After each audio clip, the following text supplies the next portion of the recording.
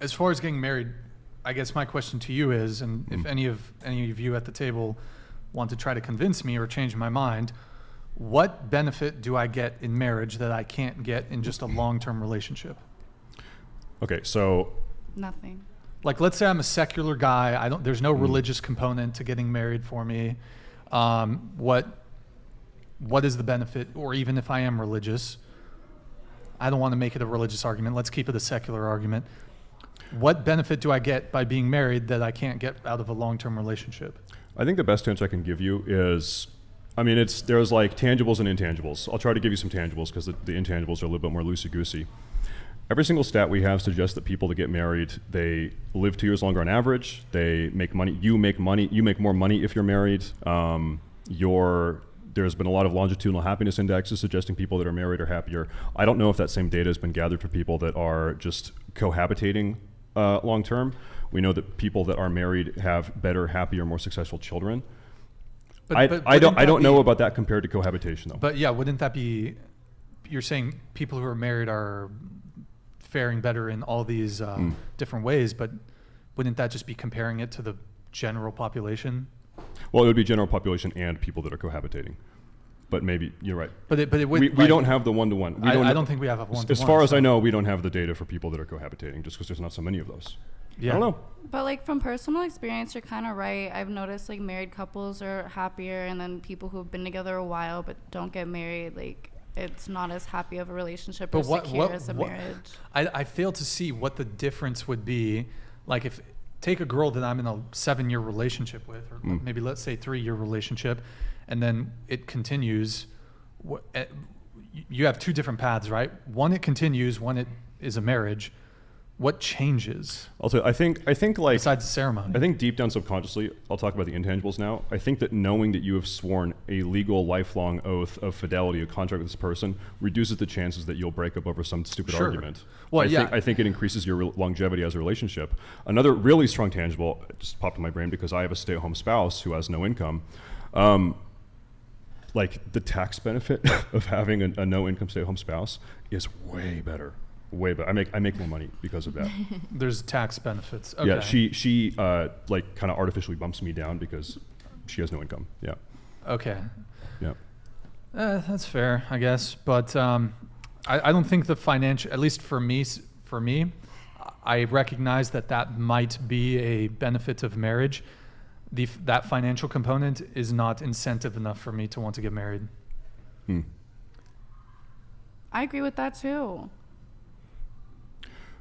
But you're gonna consider having kids, regardless. Yes. Open to kids, leaning towards kids. Yes. But marriage, I don't think so. How do you explain to your kids like why you didn't marry? Like why didn't you marry mommy? Like when they ask you that. I tell them that I'm deeply in love with her, and I just chose not to get the government involved in my relationship. I don't need the state involved in my relationship. I don't need to have some fucking bullshit ceremony where we waste. Some people spend $50,000 on a marriage more. I don't think, as far as the marriage ceremony goes, I think it's a waste of money. And but you can get married on the beach and it not be like super like. I just point to a girl and that's my wife. I don't need the government to tell me that that's my wife. But like. So you would wear the rings and stuff?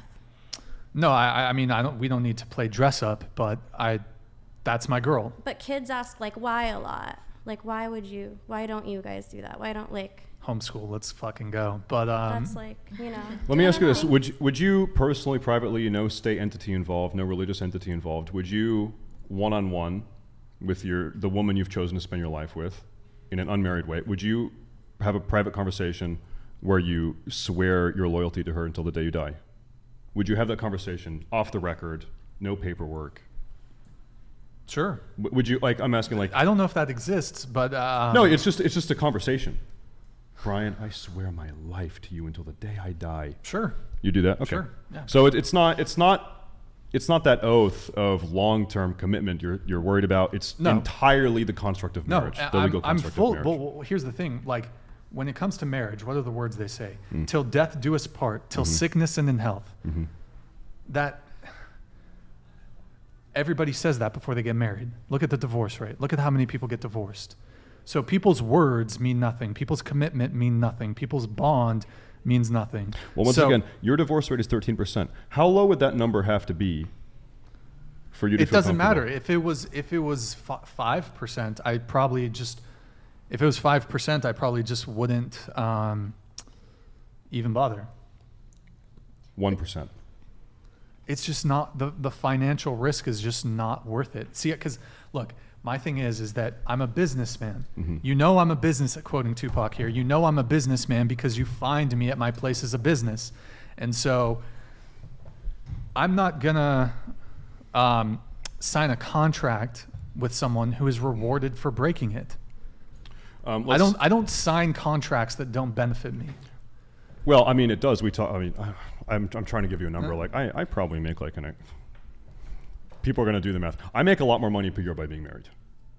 It bumps me down significantly into another tax bracket. Make a lot of money. And so I guess you could do the math. You could average that yearly extra income that gets padded as a result of my marriage, single household income. Average that out. We're going to be married 50, 60 years until one of us dies. Okay, how much would I lose if we got divorced? You do that comparison. Divorce rate is 13%, but I'm probably smarter than most people, so maybe it's even lower than that. Alimony 10%.